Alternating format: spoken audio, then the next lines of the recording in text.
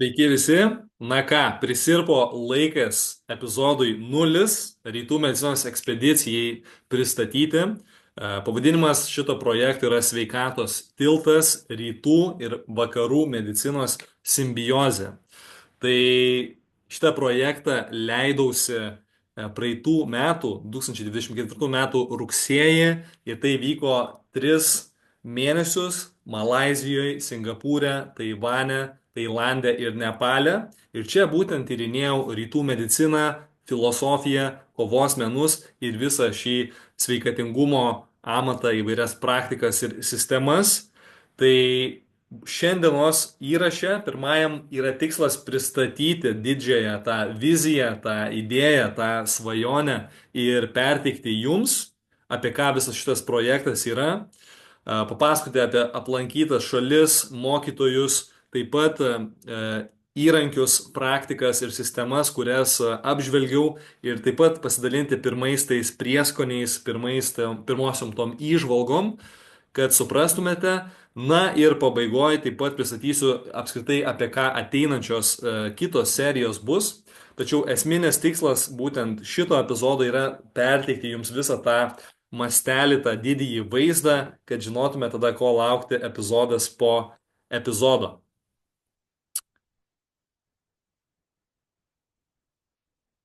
Taigi, pats aš esu Maistas yra vaistas platformos įkūrėjas Dovydas Lukšas, taip pat esu baigęs Ček institutą, tai yra holistinis sveikatingumas ir personalizuotos mitybos kursai, na ir tyrinėju būtent rytų mediciną, filosofiją ir kovos menus. Tai šitas iš tikrųjų projektas buvo mano baigiamasis, tyriamasis universiteto darbas. Ir pati idėja gimė 2023 metais, 2024 metais prasidėjo vykdymas ir tas vykdymas dar iki pat dabar tęsiasi. Šito darbo apsigintas mano diplomas ir taip pat dabar noriu ne akademiniam lygmenį pasidalinti įžvalgomis su žmonėm. Tai pirmiausia, noriu pradėti, kaip visa tai gimė. 2015 metais ir taip pat 16, 17, 18, 19 ėjau pats per sveikatos kelionę. Žinoma, pats pikas, arba galime taip sakyti, didžiausia krizė buvo 2015 metų trečiam maždaug ketvirtyje, trečiam ketvirtam ketvirčiuose. Ir turėjau daug žarnyno, virškinamo trakto būtent problemų, pilvo pūtimas, reiškia vidurių užkietėjimas, skrandžio skausmas, dirglumas, staigiai nukrito svoris, per keletą mėnesių nukrito maždaug 10 kg svorio, kas mano kūno svoriu tai didžiulis iš tikrųjų procentas, apie 15% svorio nukrito staigiai be kažkokio paaiškinimo. Taip pat buvo hormonų problemos, kurias paskui buvo ištirtos, nes gulėjau ligoninėje kelias savaitės ir buvo skydliaukės ir buvo lytinių hormonų taip pat disbalansas. Na, žinoma, didžiausios problemos tai buvo būtent žarnynas, nes turėjau žarnynas ir skrandis, tai skrandyje buvo uždegimas, stemplėje buvo uždegimas. Ir taip pat buvo rasta ir kandida grybelio peraugimo ir įvairiausių kitų dalykų, ką tyrimais parodė. Ir šitame patyrime, gulint ligonėje, taip pat susipažinau galbūt artimiau su vakarų medicina, su tuo modeliu, kaip visa tai veikia. Ir iš esmės tai buvo tas pagrindinis katalizatorius, kuris mane nunešė domėtis natūralia medicina, holistiniu sveikatingumu, nes kažkur tais pirmą savaitę galbūt po visų tų tyrimų ir nežinios ir įvairių skausmų ir simptomų, būdamas ligoniai pradėjau gauti kažkokių tais įvairių vaistų, ten vienas nuo pilvo pūtimo, kitas nuo skrandžio rūgšties, kitas nuo dar kažko ir gavosi, kad atneždavo tokį puodelį, lėkštutę vos ne įvairių spalvų piliulių nuo įvairių simptomų. Ir pats pirmas, prisimenu, mano kūno signalas buvo, kad kažkaip, na, man tai nepriimtina, man kažkaip keista, nepatogu, bet tada man buvo 15 metų, dabar vat, yra 26 metai Tai jau ilgai, sakykime, visa šita sveikatingumo kelionė vyksta, bet tada su tuo patyrimu, su tuo sąmoningumu, nors ir pajaučiau kažkokį kūno atmetimą, vis tiek pasitikėjau seselėmis, pasitikėjau gydytojais ir ir pradėjau vartoti, ten gal savaitę kokią tos vaistus pavartojau, ten nuo skrandžio rūgšties, nuo dar kažko. Ir man iš tikrųjų kūnas pradėjo blogiau reaguoti, pradėjo dar sunkiau virškinti tą maistą, dar daugiau skausmo padidėjo ir taip toliau. Ir tada kažkaip pradėjau natūraliai klausti, kaip čia tie vaistai veikia, ką jie daro. Pradėjau klausti seselių, koks vaistų pavadinimas, noriu paskaityti, noriu pasidomėti ir gavau kažkokios informacijos radau internete. Na ir aišku, mane šokiravo, kad tiek daug šalutinių, tarkim, simptomų, reiškinių yra, pavyzdžiui, skrandžio rūgštį mažinančiuose vaistuose, tarkim, omeprazol, kuris man buvo paskirtas. Na ir tada per tiesiog tyrinėjimą, gulint tada ligoniai, supratau, kad tas vaistas iš tikrųjų nesprendžia priežasties, kad jisai tik tais simptomų tą lygmenį gydo. Ir aš tada pradėjau jau toliau domėtis, toliau klausinėti. Ir visa ta istorija susikulminavo į tai, kad aš paklausiu kažkada gydytojos gastroenterologijos, nes tai mano buvo pagrindinė problema, sakykime, žarnyno virškinamojo trakto sutrikimai. Ir tada paklausiau gydytojas, ką daryti, kaip man savo padėti, va dabar tą skrandį išgydyti, tą rūgštį sutvarkyti, tą uždegimą sumažinti natūraliai, kad man nebereikėtų tų vaistų, kaip savo padėti. Ir tada gavau atsakymą, sako, klausyk, sako, jaunuoli, ko tu čia, sako, taip viską klausinėji, sako, aš pati jau 20 metų vartoju tos vaistus nuo skrandžio rūgšties ir aš nieko, sako, neklausinėjau. Ir man tada momentas buvo, nu, kosminis. Tai prasme, per kūną toksai šiurpuliukai praėjo, kažkoks įvyko lūžis, susivokimas. Man tai buvo labai intensyvus momentas, nes aš tada į gydytoją savo atveju žiūrėjau kaip į žmogų, kuris čia man dabar padės, sutvarkys viską ir taip nebuvo. Pati gydytoja nežinojo atsakymų, jinai vartoja tiesiog vaistus, kurie veikia simptomatiškai. Ir tada, kas apsisuko viskas, kad supratau, vienintelis kelias tai yra man pačiam prisimti atsakomybę už savo sveikatą. Ir tada jau būdamas 15, beveik 16 metų, nusprendžiau nerti gilyn į natūralią mediciną, į sveiką mytybą, į supratimą sveikatos organizmo dėsnių ir giliau studijuoti būtent tradicinę kinų mediciną, ajurvedą, augalus, vaistažolės, mytybos aspektus ir viską išsibandyti praktiškai ant savo kūno. Ir šita kelionė man tęsiasi maždaug gal 4 metus, kol aš natūraliai, tai yra mytyba, gyvenimo būdas, judėjimas, miego optimizacija, strategiški, funkciniai, natūralūs papildai kažkokie ir panašus dalykai, kol šitom visom sistemom aš atsistačiau savo sveikatą, savo žarnyną, savo energijos lygį, hormonų balansą, tai yra lytinių ir skydliaukės hormonų. Na ir tai buvo visiški fejerverkai, iš tikrųjų tai buvo intensyvus laikas, daug skaitimo, daug praktikos, daug tyrinėjimo ir ta kelionė iš tikrųjų toj kelionėj buvo ganėtinai daug ir skausmo, ir kančios, tai nebuvo lengva, bet paskui į tai pradėjau žiūrėti kaip į kažkokią dovaną, kaip į galimybę suprasti savo kūną, sveikatos dėsnius ir dabar taip pat žiūriu į tai, kad iš tikrųjų tai buvo dovana, nes dėka viso šito aš atradau užsidegimą holistiniu sveikatingumu, sveika mytyba ir sveikatos dėsniais. Ir po savo asmeninės patirties, kai pirmiausia savo padėjau, nusprendžiau mokytis Czech institute holistinio sveikatingumo ir taip pat sveikos mytybos kursus praeiti pirmą, antrą lygį ir tai, kas yra labiau šiek tiek, sakykime, naturopatinė, alternatyvi funkcinės medicinos principai. Ir tada pradėjau taip pat studijuoti Maastrichto universitete, būtent jau labiau iš mokslinės pusės holistinį sveikatingumą ir būtent su specializacija į mitybos mokslą iš įvairių kampų. Ir 2019 metais gimė Maistas yra vaistas platforma ir ten pradėjau dalintis straipsniais, rašyti informaciją apie maistą, apie žoleles, apie prieskonius, apie funkcinį gydantį maistą, apie rytų mediciną ir taip toliau. Ir tai išaugo į gražų judėjimą.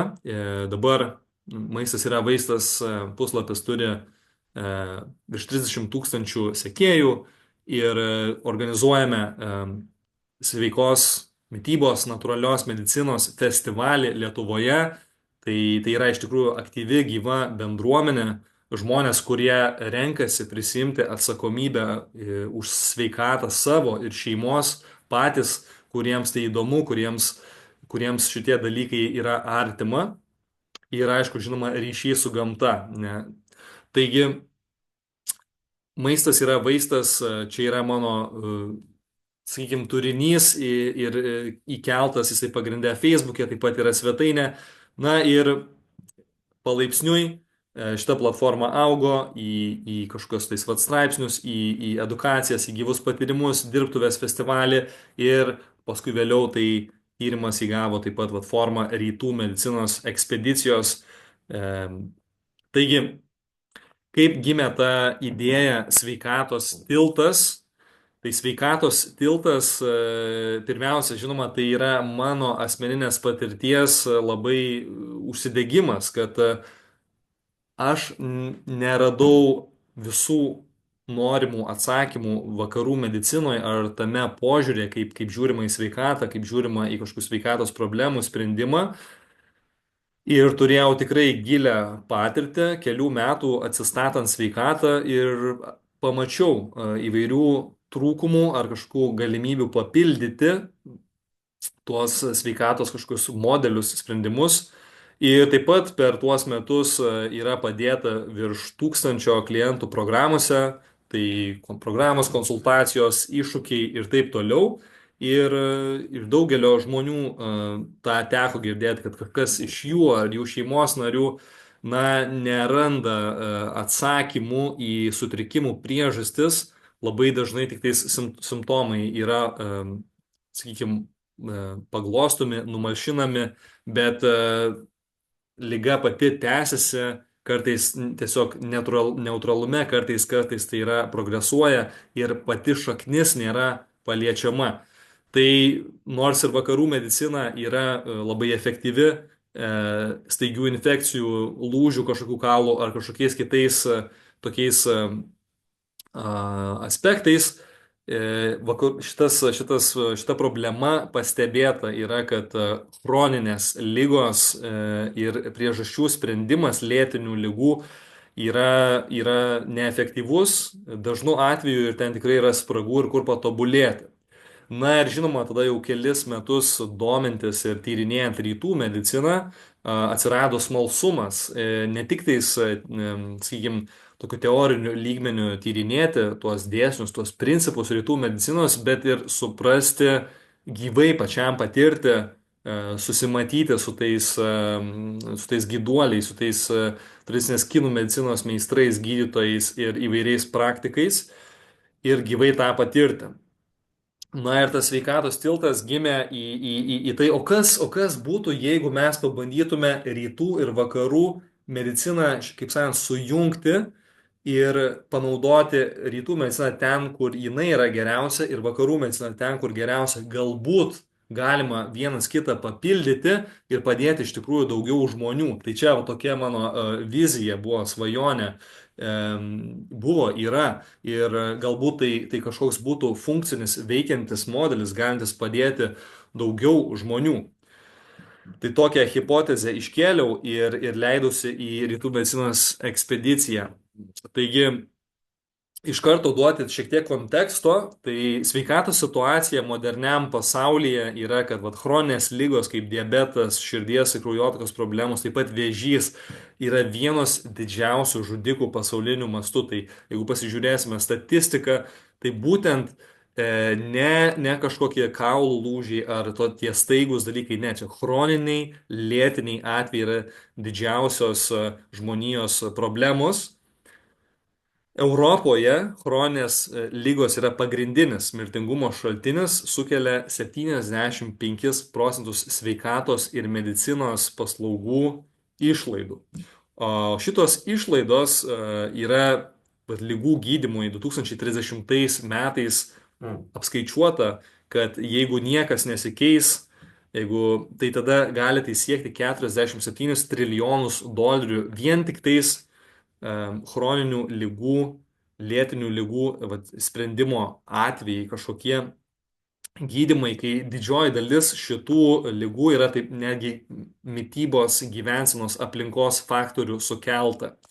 Kaip žinome, maždaug nuo 5 iki 10% lygų yra genetinės kilmės, visa, kas likę yra mūsų išorinio pasaulio, mitybos, gyvenimo būdo, aplinkos ir įvairių kitų pasirinkimų. Taigi, ieškant to balanso, taigi vakarų medicinos atradimai, kaip pavyzdžiui antibiotikai, tai yra penicilinas, ne, jis yra išgelbėję milijonus gyvybių ir tai yra tam tikras, galima sakyti, stebuklas. Tačiau, nors ir vakarų medicina sėkmingai gydo tas staigias problemas, kaip minėjau, kažkokios infekcijos, kaulų lūžiai ir panašiai, yra akivaizdžiai pastebimas negebėjimas, o gal kartais ir nenoras spręsti chroninių lėtinių ligų. Žinoma, aš čia kažkiek rizikuoju tai sakydamas, bet kartais toks klausimas kyla ir dėja, medikamentai tie patys dažnai sukelia priklausomybę ir turi lėtinių kažkokių šalutinių poveikių, jie dažnai intoksikuoja organizmą, pagrindinius gyvybinius, taip pat detoksikacinius organus kaip kepenys ir inkstai. Ir kas yra galbūt neefektyviausia, kad yra veikiama tik simptomų lygmenių dažnais atvejais, apleidžiant tas esminės sutrikimo priežastis. Na ir Hipokratas, tai yra vakarų medicinos mokslų tėvas, jis pirmiausia yra pasakęs, kad pirmiausia nedaryk žalos. Ir čia vien jau šitas 3 žodžių sakinys yra toks stiprus ir kartais reikia, na, tikrai pagalvoti, ar yra šitos priesaikos vis dar laikomasi. Ir čia tiesiog toksai klausimas pamastymui, sakykime. Ir tas pats Hipokratas yra pasakęs, leiskite maistui būti jūsų vaistu. Iš tikrųjų, tai iš Hipokrato ir gimė įkvėpimas sukurti platformą pavadinimu Maistas yra vaistas. Nes visi, kas turbūt yra buvę didesnėse sveikatos duobėse, kaip aš ir daug kitų žmonių, rado, kad sveika prieš uždegiminę mytybą yra labai labai efektyvus įrankis, padedant organizmui atsistatyti. Na ir Hipokratas yra pasakęs, kad visos lygos prasideda žarnyne, tai jisai žarnyną sujungia su visa kūno sistema. Ir dabar vakarų medicina atlieka daug labai genialių, puikių tyrimų, kas rodo, kokia svarbi yra žarnyno sistema. Bet kiek tai yra iš tikrųjų integruota į pačius medicinos sprendimus, yra didelis klausimas. Tuo tarpu rytų medicina tai yra sveikatos išlaikymo, prevencijos, balanso sistema. Šitoje sistemoje viskas veikia kartu. Jeigu vakarų medicinoje kažkokia viena žiūrima į organizmą kaip į kažkokias smulkes, skirtingas detalės, į kurias tai per mikroskopą žiūrima, tarsi viskas yra mechaniška, atskirta ir panašiai, tai rytų medicinoje visiškai atvirkščiai. Tai yra, viskas yra susiję ir jeigu viena kūno dalis, vienas organas ar meridiano energetinė linija yra paveikiama neigiamai, tai dažniausiai veikia visą sistemą. Taigi tas požiūris į sveikatą yra holistinis. Holistinis taip pat reiškia, kad tai yra kūnas, protas, sąmonė, širdis, siela, emocijos, kad visi šitie dalykai, mityba, gyvenimo būdas, aplinka veikia mūsų sveikatą.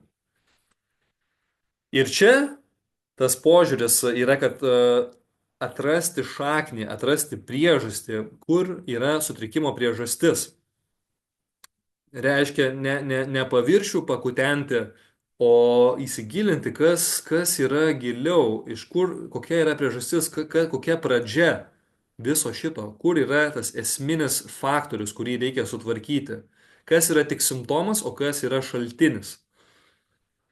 Na ir mes turime gausą praktinių įrankių, kaip atstatyti balansą. Tai yra akupunktūra, pavyzdžiui, akupresūra, tai yra mytyba, personalizuota, beje, 5 elementų sistema, apie kuriuos pakalbėsime netrukus. Tai yra tuina, specifiniai masažai, tai yra energetinės judėjimo praktikos kaip čigongas, tai chi.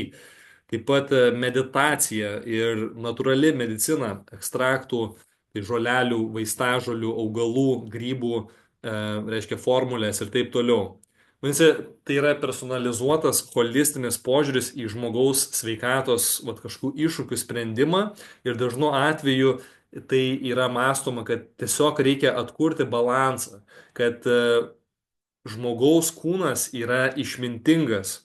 Reikia tik tai sukurti sąlygas, kuriuose jis gali atsistatyti, gyti ir atkurti tą balansą. Aš pats per savo patirtį visą tyrinėjimą ir daug metų tai laikausi šito požiūrio ir man tai rezonuoja, tai yra mano patirtis, tai yra kelias, kuriuo aš einu.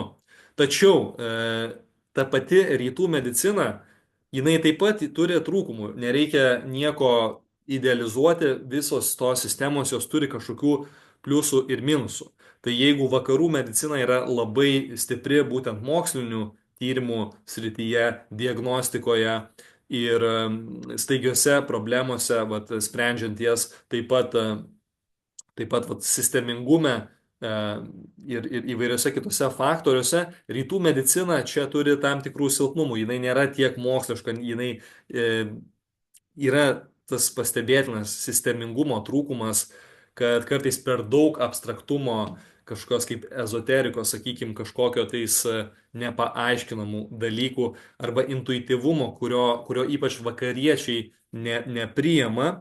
Dėl to tas susikalbėjimas tarp rytų ir vakarų medicinos ne visada yra toksai lengvas.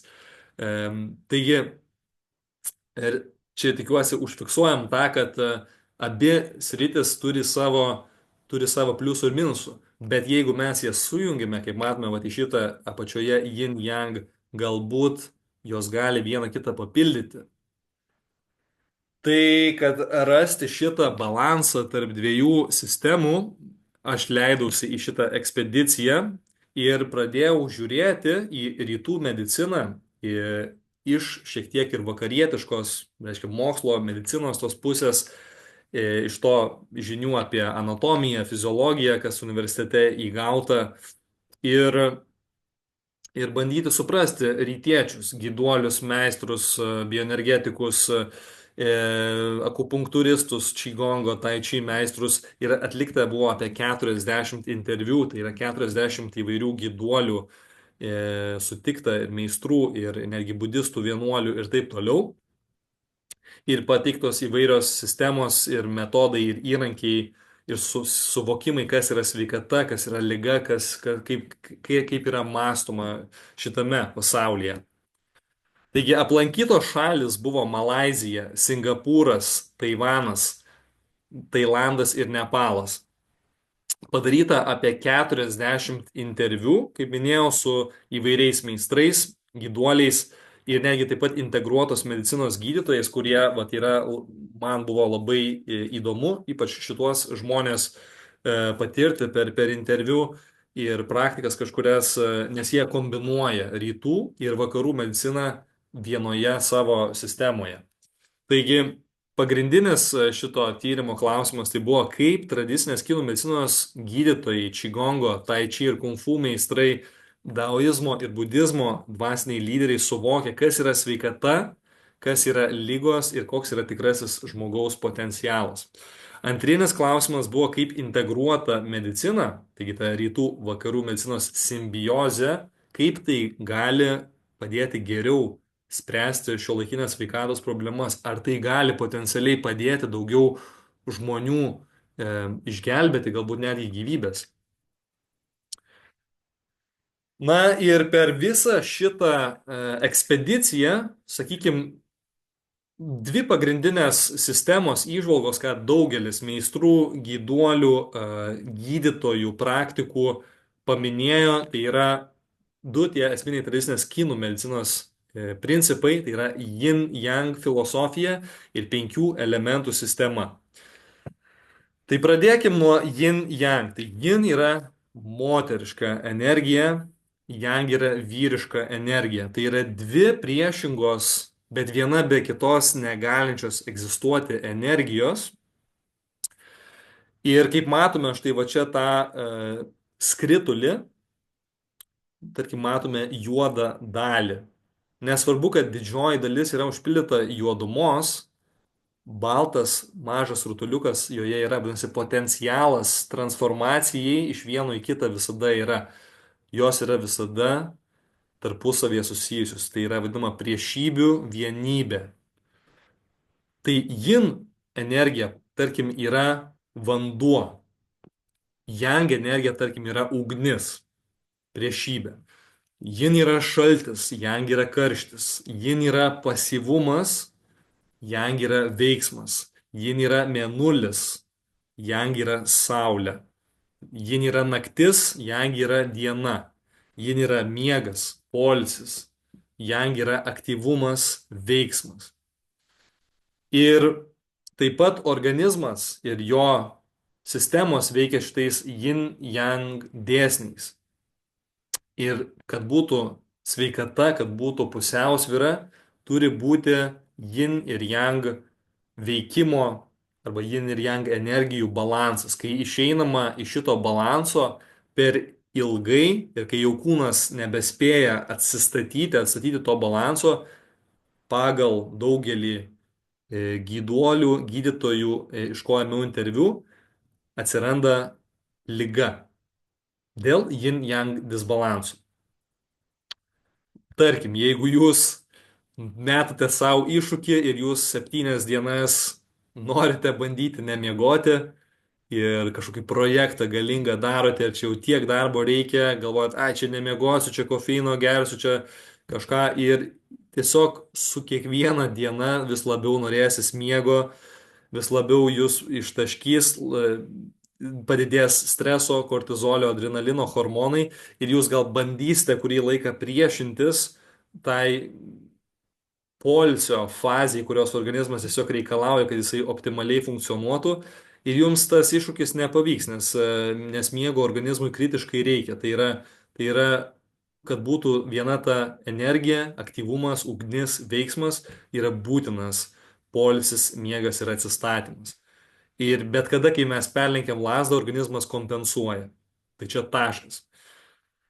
Tada mes einame į 5 elementų sistemą. Tai čia yra medis, ugnis, žemė, metalas ir vanduo. Jeigu tai yra 5 elementų ratas, tai tas ratas prasideda būtent medžio stichija ir tada baigėsi vandens stichija. Galim sakyti, vanduo gimdo medį.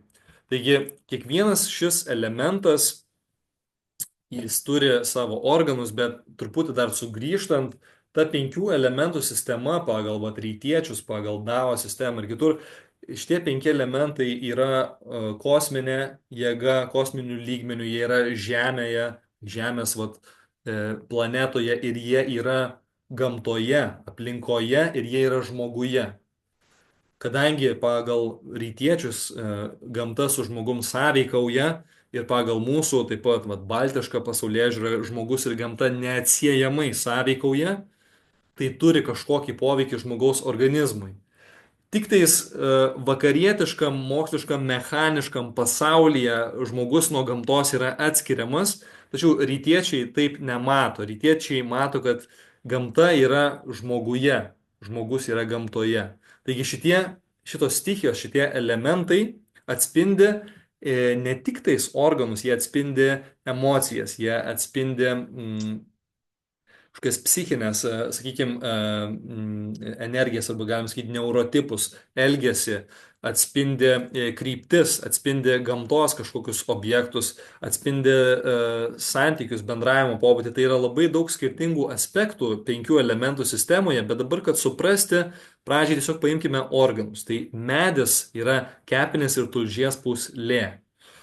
Ugnis yra širdis ir plonasis žarnynas, žemė yra skrandis ir blužnis. Metalas yra plaučiai ir storasis žarnynas, vanduo yra inkstai ir šlapimo pūslė.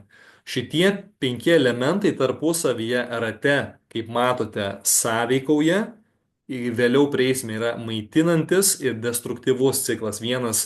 Vieni elementai jų apytaką vienas su kitu palaiko, stiprina, maitina, galima sakyti, kiti veikia priešingai vienas nuo kito ir, galima sakyti, neigiamai veikia arba numalšina, arba subalansuoja vienas kitą.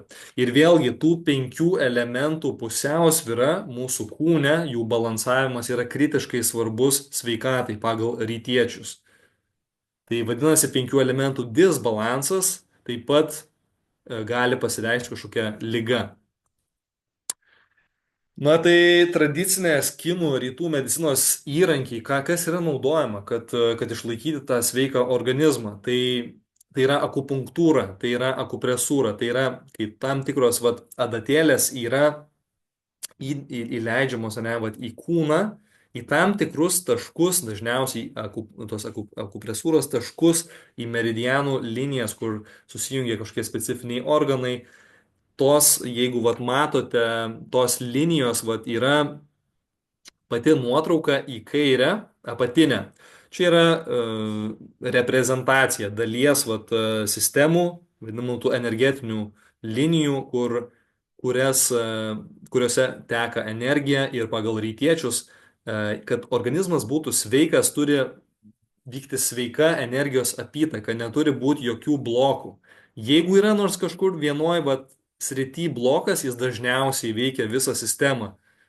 Ir sprendžiamas tada ne tai, kaip pasireiškia, ne tas, kas į paviršių iškyla dėl to bloko, bet bandoma surasti, kurioje vietoje yra tas blokas ir kaip kokią užtvanką bebrai pastato ir kartais reikia tiesiog išimti ir tada vėl upė teka. Tai nereikia visko keisti, kartais vieną esminį tą šakninį, giluminę tą priežastį sutvarkyti ir visa sistema atsistato. Toks yra principas. Ir tada mes turim qigongą, tai chi, tai yra darnaus energetinio judėjimo praktikos, kurios padeda tai energijai švariai tekėti, judėti per kūną. Kartu tai yra ir kung fu, aišku, tai labiau kovos menai, tai yra ir neigongas, tai yra labiau vidinė praktika, vidinės kokybės ugdymasis.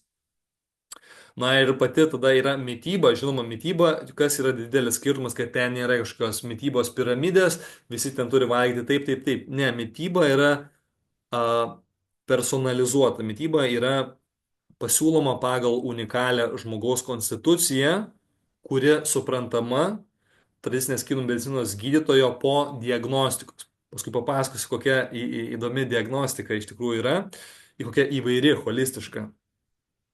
Bet užbaigiam šitų įrankių temą. Tai yra taip pat natūrali medicina, jos praktinis pritaikymas būtent tai yra vaistažolės, grybai, augalai, ekstraktai, arbatos ir kiti dalykai. Kartais pats tas maistas kaip vaistas yra taikomas, labai populiarios sriubos su įvairiom šaknim ir augalais ir grybais medicininiais. Tada tuina. Tuina tai yra specifinis masažas, kuris stimuliuoja tas energetinės linijas, organus ir panašiai. Tai yra 5 elementų terapija, kur balansuojami šitie 5 elementai.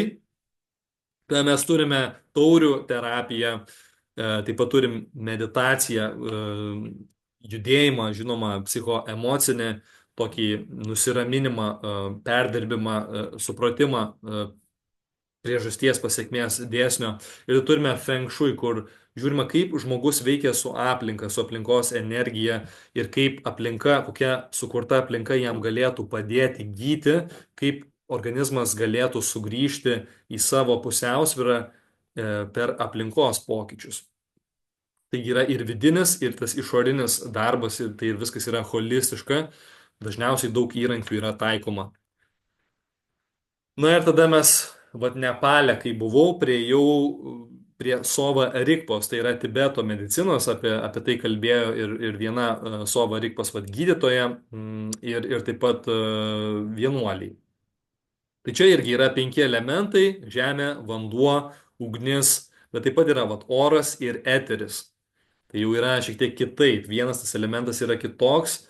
Ajurvedoje, kam tai yra girdėta, tai vadinama taip pat akaša, tai yra kitas elementas. Bet tai yra panaši sistema. Ir sova reikpoj tai yra 3 humoraliniai faktoriai. Tai yra tas, sakykim, taip lietuviškai galbūt išvertus, tai plaučių, tai yra kur vėjo ir oro energijos sąveikoje tripa, tai yra tulžis ir ugnis. Ir ta beken tai yra gleivės, vanduo ir žemė. Tai va, tada tai yra 3 lygų šaltiniai pagrindiniai, tai yra emociniai toksinai, tai yra pyktis, pavydas, prisirišimas, abejingumas, liūdėsys, dažniausiai tose ekstremaliuose būsenose. Tada yra netinkama mytyba ir gyvensena pagal žmogaus konstituciją ir tada yra aplinkos faktoriai. Tibeto medicinoje akcentuojamos yra karminės lygų priežastis, kad to priežasties pasiekmės dėsnių tai susikeliama kartais karma, kuri gali atsiliepti žmogaus sveikatai. Ir čia šito atžvilgiu žiūrima ir į praeitų gyvenimų susikurtą karmą ir, na, ir tiesiog šiam gyvenime kūriama karma ir, na, sakykime, elgesys, kuris kūrė kančią kitiems, jisai turi savo karmą ir tada tas žmogus galbūt jam tenka dėl savo elgesio nešti karmą per kažkokią lygą. Tuo pačiu lyga gali būti ir kaip mokytojas, tai čia visiems yra labai skirtingai. Diagnostika tiek tradiciniai kinų, tiek vat, Tibeto medicinoje tai yra labai daugialypė. Tai pirmiausia, tai yra apžiūrėjimas, vizualinis, nes prieš tave ne kažkokia mašina, ne kažkoks aparatas, prieš tave yra žmogus pirmiausia. Tai pasižiūrima į jo stovėseną, į jo laikyseną, į jo kompleksiją, į jo odą, į jo gyvumą. Ir struktūra, jeigu susilenkusi, sukeipęs, nukeipęs, toks ištižęs, tai rodo apie žmogų, apie jo ir psichoemocinį foną, bet ir apie jo, aišku, fizinę būklę. Ir tada, kaip minėjau, liežuvis, taip pat vat, akis, oda, taip pat peržiūrimas šlapimas. Tada yra atliekama labai kompleksiška pulso diagnostika. Reiškia, čia yra tikrinama keli faktoriai per pulsą. Dažniausiai to yra kaip minimum kelis metus mokomas iš šito amato. Ir taip pat tada turime klausimynus, turime 5 pojūčių testavimą, nes kiekvienas elementas, minėti, jį turi savo pojūtį. Taigi regėjimas, klausa, kvapas, lytėjimas ir taip toliau. Na ir sveikatinimasis visada jis yra holistinis, reiškia, tai yra mytyba, tai yra augalai, tai yra gyvensena, tai yra aplinka, tai yra įvairios tos terapijos, kurias jau minėjau, bet viskas eina link to, kad sukurti fizinę, emocinę, dvasinę visuminę pusiausvyrą. Tai čia sveikata yra kūno, proto, širdies, sielos lygmenių, tai yra darna visų šitų faktorių. Visada kartu. Tai yra sveikata kaip visuminė darna. Na ir tada turim 5 elementus. Tai yra tie 5 elementai turi savo yin ir yang organus, kad per daug neišpūsti šito jums per pačią pirmą pristatymą, sakykime, tai yra tiesiog maitinantis ir destruktyvus ciklas. Jeigu mes ir lygiai taip pat yra, sakykime, gamtoje. Mes galime matyti, kad kaip sąveikoje šitie elementai tiesiog stebėdami gamtą. Beje, va taip daoistai ir atrado šitas penkių elementų sistemas ir šituos ryšius. Jie stebėjo gamtą, stebėjo gamtos dėsnius. Taigi, jeigu mes, nes medžio elementas tai yra maži augaliukai, tai yra sodinukai, medeliai, medžiai, ne? Jau aukščiausių tuo lygmeniu.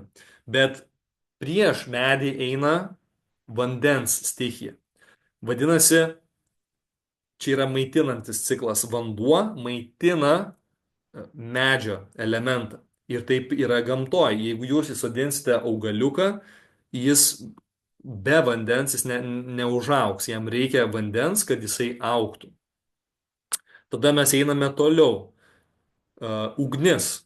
Mes tiesiog su kažkokiu spraktelėjimu arba pūtimu mes ugnies neužkursime. Ugniai reikia prakurų, ugniai reikia šakaliukų, pagaliukų, beržo tošies, reikia malkų, kad ugnis degtų. Vadinasi, medžio stichija maitina ugnies stichiją. Na ir tas ratas, jisai taip maitinantis tęsiasi. Ugnis su žeme, žeme su metalu, metalas su vandeniu ir tas gyvybės penkių elementų ratas, jisai juda, tęsiasi. Ir tada, jeigu konkrečiai jau einam į kažkokius organus, tarkim, yra medžio stichija, valdo kepenų ir tulžies pūslės organus. Tai jeigu mes norime padėti, tarkim, tradiciniai kinų medicinoje, jeigu norėtų padėti medžio stichijos organams, galima eiti tiesioginiu keliu, veikiant reiškia, kepenim ir tulžies pūslė, pavyzdžiui, valgant kažkokius kartumynus, mūsų atveju Lietuvoje gal tai būtų tikrasis margainis, varnalėšo šaknis, kiaulpienės, cikorijų šaknis ir taip toliau, kartumynai, kurie stimuliuoja kepenų veiklą, tulžies nutekėjimą ir taip toliau. Tai čia būtų tiesioginis kelias, netiesioginis kelias būtų eiti žingsniu atgal į vandens stichiją ir tada pasirūpinti, pakelti vandenį, tai yra inkstai šlapimo pūslė, užstimuliuoti šitų organų sistemą ir tada tai maitins, tai duos energetinio tokio potencialo, duos resurso medžio stichijai. Na ir tai yra destruktyvus ciklas. Destruktyvus ciklas tai yra, pavyzdžiui, vanduo ir ugnis. Tai yra dvi priešybės, tai nėra visiškai simbiotinis ryšys. Jeigu dega laužas ir jūs užmesit didelį kibirą vandens ant to laužo, jis prigesina ugnį. Jeigu pradeda lyti, ugnis taip pat sumažėja. Tai vadinasi, čia jau yra destruktyvus tas arba kontroliuojantis, galima sakyti, ciklas. Jisai, sakykime, šitoj sistemai naudojamas, kad jeigu, tarkim, ugnis yra per daug padidėjusi, tarkim, tokiam fiziniam žemiškam lygmenį, kad būtų suprantama, uždegimas, labai aktyvus uždegimas, žarnynas, oda, autoimuninės kažkokios lygos, tai yra tas kaitros tos simptomai. Tai tokiu atveju reikia malšinti uždegimą ir stimuliuojamas vandens elementas ir tada vanduo gesina ugnį pagal šitą sistemą. Na va, ir šitoj sistemoje taip pat rytų, reiškia medicinoje, visoje šitoje filosofijoje, tai yra kalbama apie emocijas, apie psichosomatiką ir kaip iš tikrųjų, kaip tai gali nusėda, tai šitie dalykai, emocijos, kažkokie traumos, kažkokie tokie faktoriai, jie nusėda į audinius, į organus ir dabar tai ir jau ir šnekama ir vakarų pasaulyje, ir pas rytiečius, vakarų pasaulyje tai yra apie fasijas šnekama ir kad ten kaupiamas tam tikras, sakykime, emocinis krūvis, bet rytų pasaulyje tai yra jau gana ilgai žinoma, kad tose jungiamajam audinyje kaupiasi tam tikras tas krūvis ir iš tikrųjų kiekviena iš tų minėtų stichijų, tai yra medis, ugnis, žemė, metalas, vanduo, turi ne tik tuos siejamus organus, kuriuos aš jau išvardinau, bet turi ir emociją. Tai, pavyzdžiui, medžio stichija, kepenys, tulžies pūslė yra susijusi su pykčiu ir frustracija. Dažnai, jeigu žmogus kaupia, sakykime, nuryja pykti ar yra pasimetęs, reiškia frustracija, tada kenčia medžio stichija, tai yra kepenų tulžies pūslės organai. Kai tai yra ugnis, emocija, jeigu pastovus skubėjimas, toksai perdegimas, impulsyvumas, tai tada kenčia širdis ir plonasis žarnynas. Jeigu tai yra žemės stichija, emocija yra nerimas, perteklinis galvojimas, tai tas permastymas, perkošimas, tai yra paveikiamas skrandis ir blužnis. Ir labai daugam žinoma manifestacija šito yra, tarkim, studentai, kai intensyviai ruošiasi egzaminams ar kažkam, jiems netgi būna atsiranda opos, skrandžio uždegimai ir panašiai. Tai yra nuo to nerimo ir streso. Tai yra metalo stichija, kuri yra plaučiai ir storasis žarnynas. Tai tam tikra prasme paėmimas oro į vidų ir tada taip pat storasis žarnynas šalinimas. Tai toksai atfiltravimas, kas į vidų, kas pašalinama. Bet emocija, kuri, sakykime, kenkia šitai organų sistemai, tai yra liūdesys ir apatija. um, Sakykime, labai jau ekstremaliu lygmeniu, kai tai toj sekoj eina, tai galutinė būna tai manifestacija depresija. Vandens stichija turi organus, tai reiškia inkstai ir šlapimo pūslė, kadangi tai irgi labai natūralu, tai yra susijęs su vandens, su skysčių apytaka kūne. Ir pagrindinė emocija, kuri, sakykim, skatina disbalansą, tai yra baimė. Baimė pasireiškia įvairiausiais kontekstais, bet, sakykim, tokia fizinė, žemiškas atspindys to būtų žmonės arba gyvūnai, kai yra labai aukštos baimės būsenoj, iš tikrųjų prisisisioja. Tai yra aukšto kortizolio adrenalino atsakas, pūslės nelaikymas. Tai daug yra įvairių, sakykime, tokių, kaip sakykime, simbolių, reiškinių, kaip tai manifestuojasi fizinėje plotmėje, bet rytiečiai sako, kad pirmiausia, šitie didžioji dalis sutrikimų pirmiausia prasideda dvasinėme, psichoemocinėme, mentalinėme lygmenyje ir tik paskui nusėda į fizinį kūną. Čia yra labai, labai svarbus aspektas susuvokti. Ir žinoma, kad keičiantis vieno organo, vienos stichijos, reiškia energetikai paveikiama visa sistema.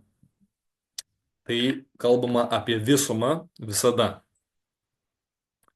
Taip pat šitie visi elementai turi čia tos emocijos, yra paminėtos neigiamos, kurios juos veikia, bet jie turi ir tas pozityves emocijas. Tai medžio tai yra nuoširdumas, pavyzdžiui, ugnies tai yra ta charizma, užsidegimas, toksai žemės tai yra toksai įsižeminimas, paprastumas, empatija, metalo stichija tai yra tikslumas, preciziškumas, organizuotumas.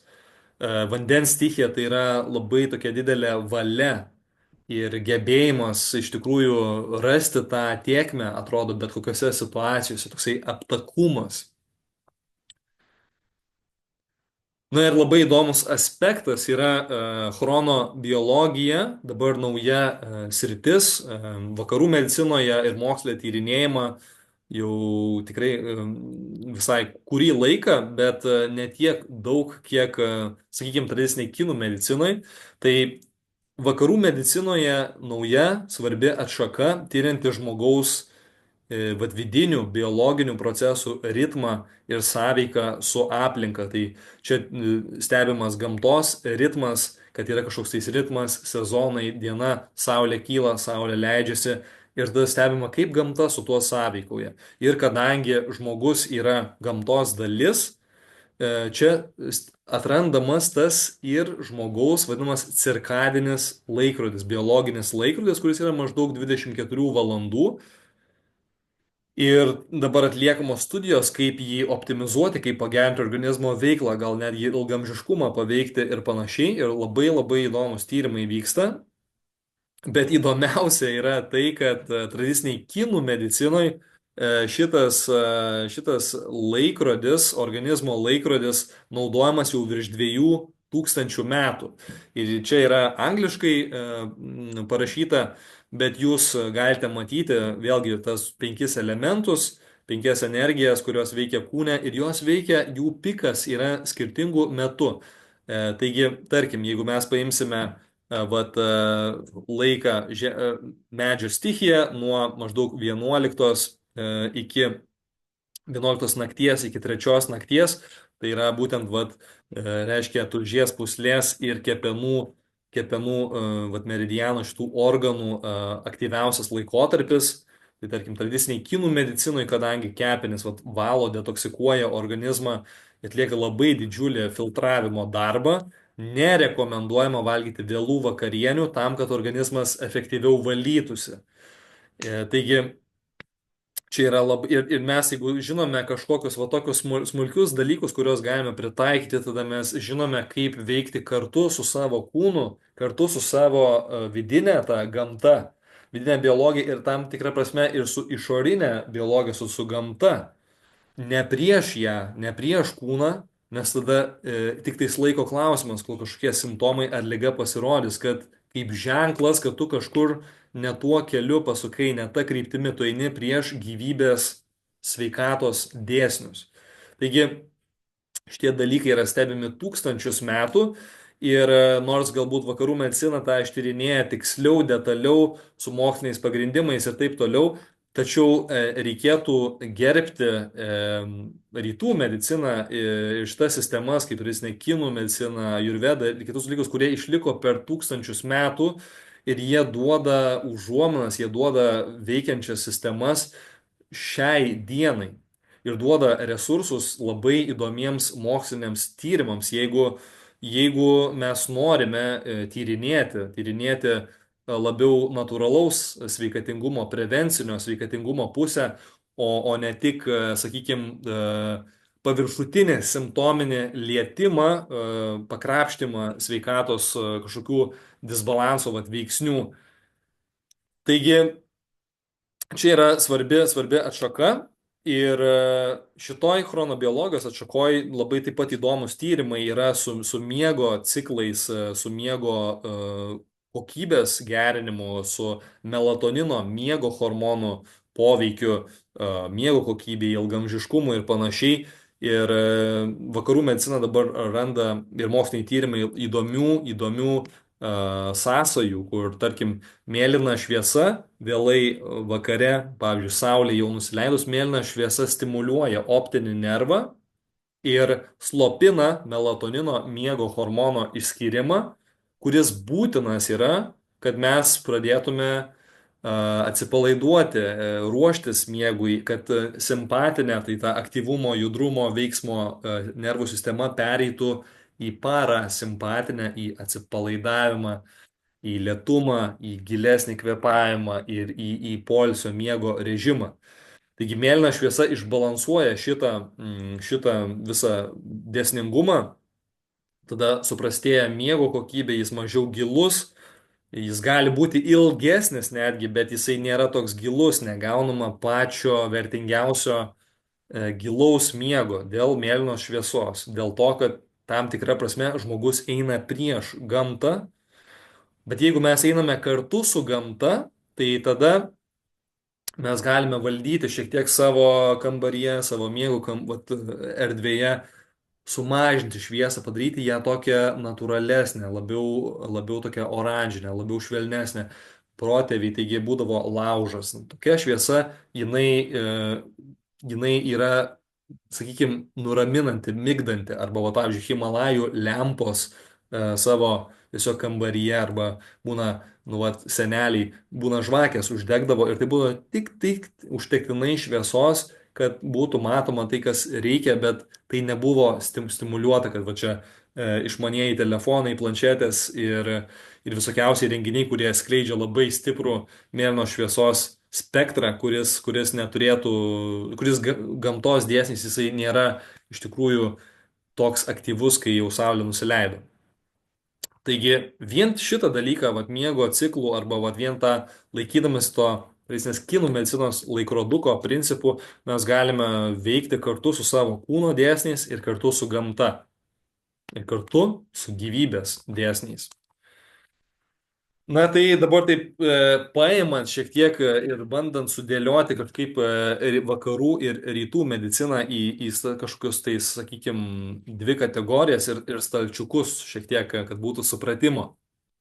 Tai vakarų medicinoje yra staigus ir efektyvus poveikis, dažnai simptomų lygmenių, bet taip pat, aišku, dažnai ir tuo, jeigu tai yra kažkokia infekcija, kažkoks lūžis ar panašiai, tai greitas poveikis, greitas atsakas, greitas rezultatas. Kartais ir pati priežastis gali būti greitai išspręsta, jeigu tai yra kažkokia infekcija, bakterija ar kažkas, įvyksta lūžis, reikia greito sprendimo, ne žolelę dėti ant sulūžusio kaulo, bet reikia atlikti tam tikras chirurginės ar kitas intervencijas staigiai. Ir čia yra didžiulis privalumas. Tada kaip minėjau, vat, vakarų medicina yra sisteminga, jinai yra mokslų pagrįsta ir čia yra labai didelis griežtumas ir sistemingumas būtent. em, Tačiau yra tokių niuansų, kad žiūrima į žmogų šiek tiek mechaniškai, tarsi tai būtų kažkoks aparatas, kažkokia mašina iš skirtingų dalių, kurios tarsi vat, nėra tarpusavėje susijusios. Ir čia atsiranda tas toksai super izoliuotas tas matymas organizmo kaip kažkokių detalių rinkinio, kurios nesusijusios. Ir tada žiūrima, jau tampa tas požiūris į žmogų kaip į kažkokią vat mašiną, aparatą, kurį reikia tas detalės sutepti, sutvarkyti ir reiškia nematoma, kad iš tikrųjų, o gal tai visa sistema veikia kartu. Taigi čia svarbus aspektas.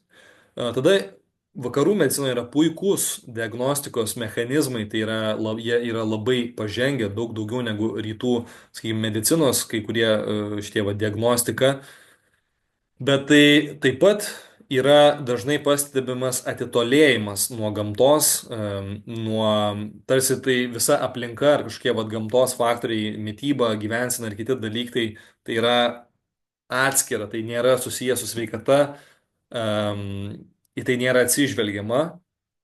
Ir paskutinis faktorius, kad bendravimas tarp gydytojo ir paciento jis taipogi yra daug šaltesnis ir jisai dažnai trunka labai trumpai, nes tiesiog taip sistema yra sudėta, kad kartais pas gydytoją galbūt 5 minutės, 10, 15 minučių ir didelė eilė ir sistema, kad žmogus, problema, vaistas ir tiesiog 1, 2, 3, 1, 2, 3 ir taip kaip konvejeris, reiškia, tos konsultacijos vyksta. Taigi kartais tokio pobūdžio konsultacijos gali jautresnius žmonės netgi neigiamai paveikti, padaryti daugiau žalos, kaip ir patys šitie farmaciniai sprendimai dažnai turi šalutinių poveikių. Na, o rytų medicinoje požiūris yra holistinis į žmogaus sveikatą, siekiama suvokti lygos esminės priežastis ir jas pašalinti, veikiama sistemiškai su visų organizmu, kaip atkurti organizmo, vat, visos sistemos darną, balansą, energijos apytaką, kaip integruoti vidinį pasaulį su išoriniu, su gamta, kuri yra aplinkui ir kitais faktoriais. Žinoma, tai yra ne tiek sistemingas modelis, jis ne tiek moksliškas, jisai daug daugiau abstraktus ir intuityvus, jis kartais dar kažkur trūksta vat, mokslinių tyrimų ir patvirtinimų ir čia šitoj srityje rytų medicina turi kur tikrai pasitempti ir sudėlioti kažkokią metodologiją ir sistemingumą. Ir galbūt ta pati vakarų medicina ir mokslas iš tikrųjų, jeigu jam būtų įdomu, jis galbūt čia galėtų kažkiek tais prisidėti ir padėti, jeigu tie tiltai būtų statomi. Bet yra daug skirtingų faktorių, žinoma, tai ir skirtingų industrijų, kurios turi savų kartais interesų. Taigi, rytų medicinoje orientacija eina sveikatai, prevencijai, balanso atkūrimui. Sako, geriausias gydytojas yra tas, kuris padeda savo pacientui jau neateiti į tą lygos manifestaciją. Reiškia, jis padeda išvengti to, jis padeda taip maitintis, gyventi, kad to net nebūtų, užkirsti kelią tam, o ne tik tais, sakykime, dirbti jau su pasiekmėmis. Tai orientuota yra į sveikatą, į patį žmogų. Pirmiausia, matoma, kad čia prieš mane yra žmogus, gyvas sutvėrimas su savo esme atėjęs prieš mane. Ir tikima, kad žmogus ir jo kūnas turi visą reikiamą potencialą išgyti, jeigu mes sukūrėme reikiamas sąlygas. Tai tas gyjimas vyksta labiau iš vidaus negu iš kažkokių išorinių sprendimų. Yra minusų, kaip ir sakiau, tai yra ganėtinai abstrakti diagnostika, um, netiek sisteminga, netiek moksliška, daugiau intuityvumo, kartais kažkokia gali jaustis ezoterikos, labai įvairių gyduolių ir meistrų galima sutikti. Aš pats šitame tyrinėjime, kai kadangi virš 40 jų sutikau, tai tikrai galima skirtingos kokybės gyduolių, gydytojų atrasti ir labai svarbu vis tiek mano nuomonė, kad arba tai būtų autentiška tradicinė rytų medicina, kurios yra mokytasi ilgai, yra mokytojo perdavimai, arba kad būtų suvokimas vakarų ir rytų medicinos kartu, nes tikrai daug yra, na ir tos tokios, tokio pseudo, tokio sakykime, pseudo tokio kažkokio veiksmingumo kartais yra. Ir čia reikia labai, kaip ir vakarietiškame pasaulyje, dirbti su gydytoju, gyduoliu, kuris rezonuoja, kurio sistemos veikia.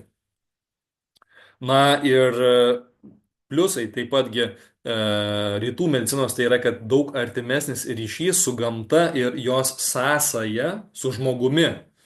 Tai nėra, kad žmogus atskiras nuo gamtos, jisai yra gamtos dalis, vadinasi, harmonija su gamta yra labai svarbi, kad žmogus atsistatytų.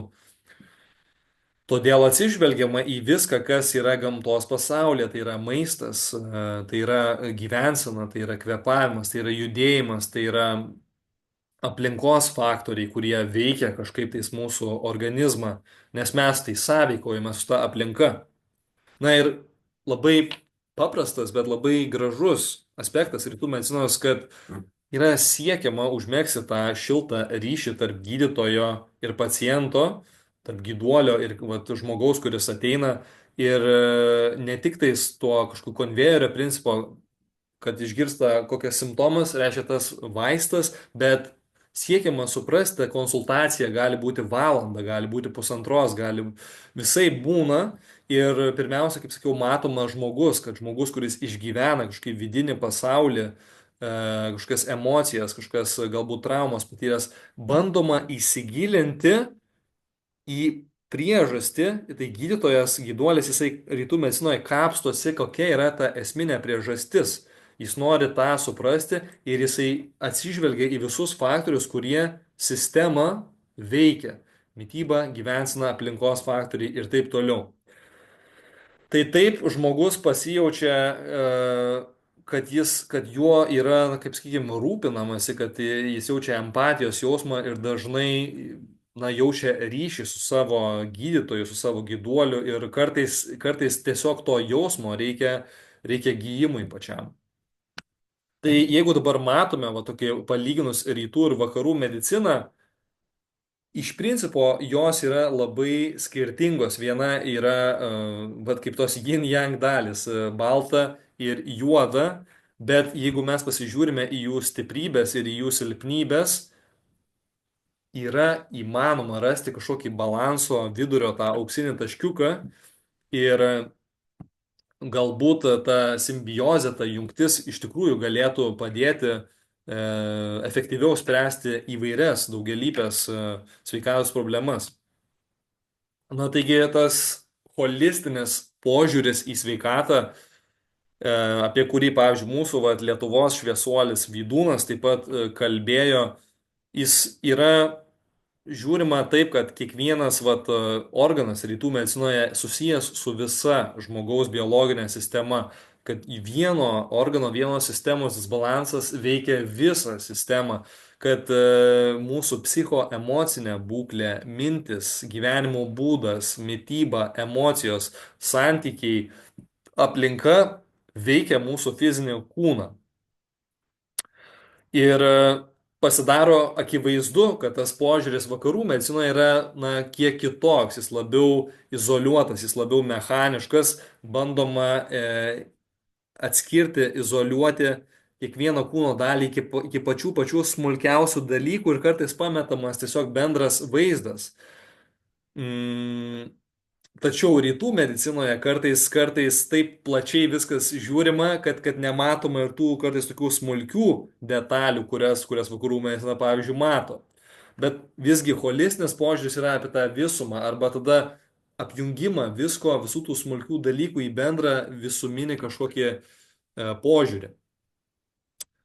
Rytų medicinoje fizinis kūnas ir, sakykime, fizinio kūno kažkokios problemos, lygos dažnu atveju yra paskutinis lygos manifestacijos žingsnis. Nes kaip prieš tai minėjau, tai yra dvasinis, psichoemocinis, mentalinis lygmuo, kuris tik tais pagal šitos daugelį mokymų nusėda į fizinį kūną. Taigi dažniausiai tie toksinai yra psichoemociniai, dvasiniai, mentaliniai teršalai ir aišku daug kitų minėtų faktorių, kaip mytyba, gyvenimo būdas ir kiti tie dalykai. Bet daug dėmesio skiriama šitiems dalykams, dabar jau yra psichosomatika pas mus vakaruose jau apie tai šneka. Na tai holistinė medicina, arba, sakykime, integruota tokia medicina, jinai mato visumą, jinai mato, kad kūnas nėra tiesiog fizinė materija, kad tame kūne yra siela, tame yra gyvastis, yra gyvybė, yra kūno, proto, širdies, sielos ta darna. Ir tada, jeigu vyksta, sakykime, medicina, vyksta tas gyjimas, tai jisai vyksta visais tais lygmenimis. Ir tai yra visų šitų lygmenių balansavimas, kad būtų pusiausvyra. Tai ir čia tada reikia paklausti, ar mes žiūrime tik į paviršių, tik į tą formą, kuri matosi, kaip va čia galima matyti, tik tais medžio tas fizinis pavydalas, bet kokios gilios yra šaknis ir kad tas medis išauktų, visa ta šaknų sistema yra reikalinga, kad tas virš žemės pakilęs augalas, medis, kad jisai klestėtų, šaknis dirba daugiau. Tas pats yra su šituo ledo luitu. Tai, kas tik matosi, tai yra tik paviršius, bet kiek yra visko žemiau. Ir tada po perkūnais galima klausti, kaip šitie, reiškia, medicinos sveikatingumo modeliai, ar jie nori matyti tik tais paviršių, ar jie nori suvokti ir tuos gilesnius priežasties pasiekmės dėsnius. Ir aš labai linkiu, labai svajoju, kad mūsų, sakykime, kad mūsų žmonija, mūsų sistemos sveikatingumo ir medicinos, kad visgi eitų šituo esminiu, giluminiu, holistiniu požiūriu, kad būtų matomas priežasties pasiekmės dėsnis, o ne tik tais simptomų malšinimas. Jeigu norime išspręsti problemą, reikia įsigilinti į jos priežastį, o ta priežastis yra giliai. Tai tada tiesiog reikia paklausti, ar mes to norime. Ir aišku, mes kaip žmonės balsuojame savo pasirinkimais, bet kad šitie pokyčiai įvyktų, tai yra kolektyvinės sąmonės pokyčiai, tai reikia, kad mokslininkai, gydytojai vakaruose pradėtų kalbėti ir norėtų susikalbėti su rytiečiais, pavyzdžiui, arba su kažkokiais inovatyviais, naujais požiūriais. Be visa kita, ko yra daug kitų faktorių, kaip industrijos, farmacijos industrija, kuriai klausimas, hipotetinis, gal tiesiog yra patogu veikti šituo paviršiniu, simptominiu lygmeniu ir nespręsti priežasčių, nes tai yra didžiulis, tiesa tokia, tai yra didžiulis verslas. Tai jeigu mes tokiu sisteminiu lygmeniu kažkaip tais pradėsime klausti tokių klausimų ir ieškoti kitų metodų, galbūt įmanoma kitokia medicina, kuri veikia priežastiniu lygmeniu. Na ir kad jūs tiesiog vat, žmonės, mes išsineštume kažkokius praktinius įrankius į savo gyvenimo būdą, tai reikia suprasti rytų medicinos dėsnį, kad prevencija tai yra raktas į gerą sveikatą, į ilgamžiškumą ir tą pusiausvyrą. Tai tie praktiniai įrankiai jums daugeliu atveju yra apie prevenciją, apie balansavimą. Tai vienas iš jų yra sveika mytyba. Tai yra tiesiog paprastai pasakius, valgymas tikro maisto, ekologiško, kuo mažiau užteršto maisto. Čia galima būtų kelias valandas vieną apie tai kalbėti. Kviečiu paskaityti Maistas yra vaistas, vat Facebook'e arba svetainėje mano puslapį, ten galite rasti daug informacijos apie koks tas maistas yra vaistas ir įvairiausių daug kitų niuansų. Bet svarbiausia, kad jisai būtų tikras. Jeigu perkate parduotuvėje, kuo jame mažiau ingredientų, tuo jisai tikresnis. Kuo jisai yra arčiau iš tiekėjo, iš šaltinio, nu, gamtos, arčiau žmogaus, tuo jisai dažniausiai irgi yra švaresnis ir natūralesnis. Labai svarbu, kad nebūtų pesticidų, herbicidų, reiškia augalinėme maiste, kad gyvulinės kilmės maistas būtų taip pat na, ekologiškas, kad jame nebūtų hormonų, antibiotikų, kitų teršalų. Visi šitie dalykai nusėda į maistą, o žmogus maistą valgo, vadinasi, visos papildomos medžiagos, konservantai, chemikalai, teršalai, jie nusėda į žmogaus kūną. Taigi į tai reikia atkreipti dėmesį, kuo mes maitiname savo kūną, nes paskui mes iš tų resursų statome kūną. Tada yra kokybiškas gilus miegas, tai kalba eina apie gilų miegą, reiškia, kaip aš turiu subalansuoti savo nervų sistemą, savo vakaro rutiną, savo gyvenimo būdą, kad aš vakare jausčiau, kad aš einu į miego, į poilsio fazę ir aš iš tikrųjų giliai išsimiegočiau. Tai irgi taip pat yra organizuoti savo dieną taip, kad gautumėte tas 7,5 valandos, tos 5 miego ciklus kaip minimum. Tada yra emocinė sveikata. Tai reiškia emocinis darbas, sąmoningumas, priimti emocijas, neatmesti jas, jos yra gyvenimo kažkokia dalis. Taip, nebūtina jas reaguoti, bet jos egzistuoja, jos kažką tai nori parodyti, kažkokius galbūt poreikių nepatenkinimą ar kažką, ir jas reikia išjausti, nėra kito kelio. Meditacija kaip puikus praktinis įrankis stebėti mintis, stebėti emocijas, išbūti kažkokiose sunkesnėse situacijose, bet neprisirišti prie to, leisti tam praplaukti. Meditacija gali būti tiesiog sėdėjimas pasyviai vienoj vietoj ir stebėjimas minčių, emocijų, to, kas vyksta, galbūt tiesiog kvėpavimo, stebėjimas savo kūno, ar tais čia, diafragma. Ir tiesiog stebėti realybę, kuri yra patiriama čia ir dabar, neprisirišant prie jos. Pasyvi tokia labiau meditacija. Aktyvi meditacija tai gali būti išeiti pasivaikščioti į mišką. Tai yra judėjimas, gryno oro kvėpavimas, tai galbūt medžių, augalų, paukščių stebėjimas. Japonijoje labai populiarus Shinrin joku, tai yra ta miško terapija, kuri jau yra Lietuvoje taip pat integruojama. Mes čia, būdami miške, įvairių molekulių iš gamtos, iš medžių, taip pat įkvėpėme sąveikoje su jom, kurios, pavyzdžiui, stiprina mūsų imunitetą, taip pat atpalaiduoja nervų sistemą, mažina streso hormonų kiekį. Tai yra aktyvi meditacija, kartu tai yra laikas gamtoje. Tada fizinis sportas, tai labai svarbu judėti, pumpuoti kūną, kraujotaką, limfinę sistemą. Ir šitie visi pratimai, va čigongas, tai či, joga, tai yra skirta va energijos teisingam judėjimui, tai pusiausvyrai. Na, o pats fizinis sportas, jisai yra būtinas kad mes išlaikytume struktūros balansą.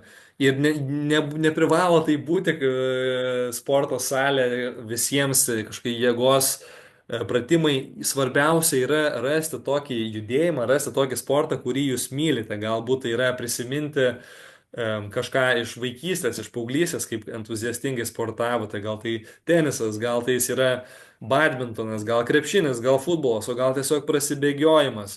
O gal kažkas egzotiško. Aš, pavyzdžiui, labai myliu banglenčių sportą, įsimylėjau šitą sportą būdamas užsienį ir man kartu tai yra ir buvimas gamtoje su vandens stichija. Ir tai yra toks visiškas įsiliejimas į judėjimą, į čia ir dabar, į stichiją, į savo kūną.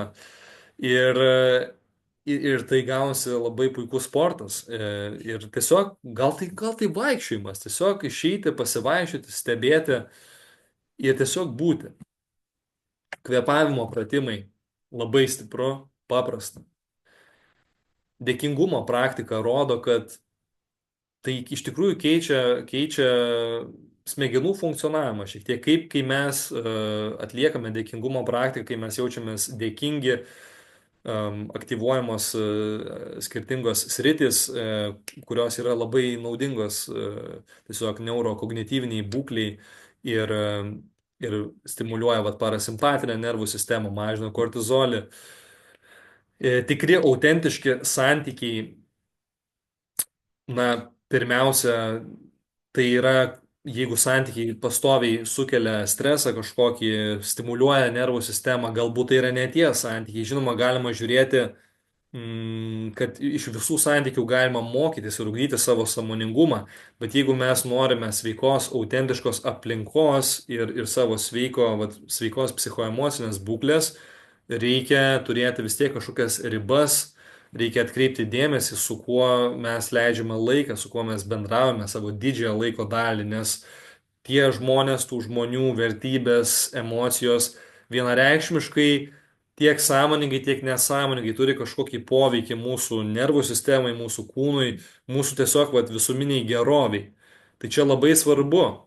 Ir kartais laikas tiesiog pabūti tik su savimi yra labai svarbus, kad mes išsigrynintume, sugrįžtume į save, į savo vidinę ašį, į savo tiesą, kad išgirstume tą žmogų, tą šviesą, tą esmę, kuri bando kalbėti, bando perduoti kažką.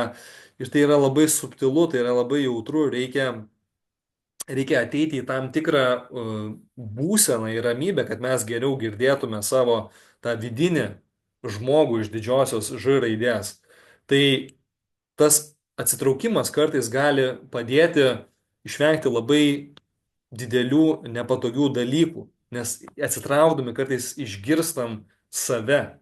Ir tai ne jokių būdų nėra kažkokia vienatvė ar vienišumas, ne, tai yra sąmoningas pasirinkimas kažkokį laiką trumpai, gal truputį net ir ilgiau pabūti tik su savimi, savo ašyje, gauti reikiamus atsakymus.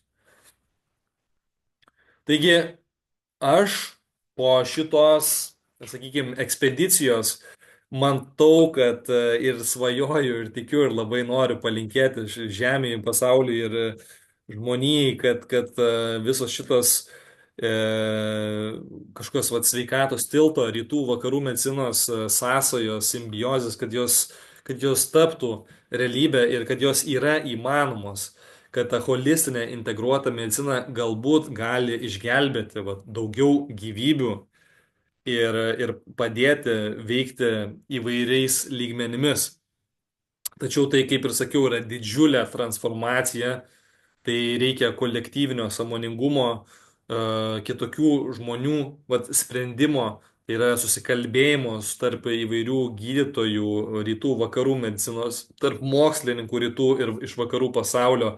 Tai yra ir kiti faktoriai, kaip minėtos organizacijos, industrijos, kurios turi savų interesų.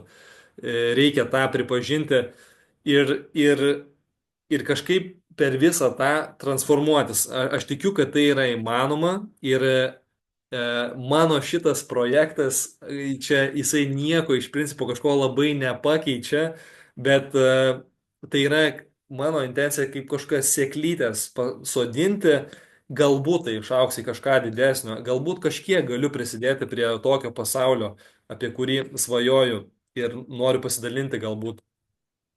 Taigi ši idėja yra įmanoma.